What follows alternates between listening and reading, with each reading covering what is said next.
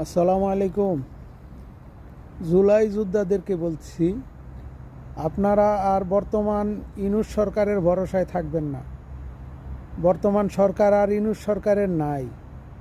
এই সরকার আবার সেই ফ্যাসিবাদের বি টিম, সে তাদের এজেন্ডা বাস্তবায়ন করতেছে। কারণ এই সরকারে যারা আছে তাদেরকে না সরায় এই সরকার চালানোটাই হলো ভুল।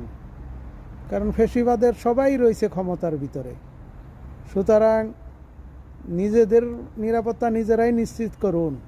যখনই যেখানেই দেখবেন কোনো জুলাই যোদ্ধা কোনো আক্রমণের শিকার হচ্ছে বা হেনস্থার শিকার হচ্ছে, সবাই মিলে তাকে সাহায্য করুন এবং সবাই মিলে সেটা প্রতিহত করুন। এখন নিজেদের নিরাপত্তা নিজেদেরকেই নিশ্চিত করতে হবে।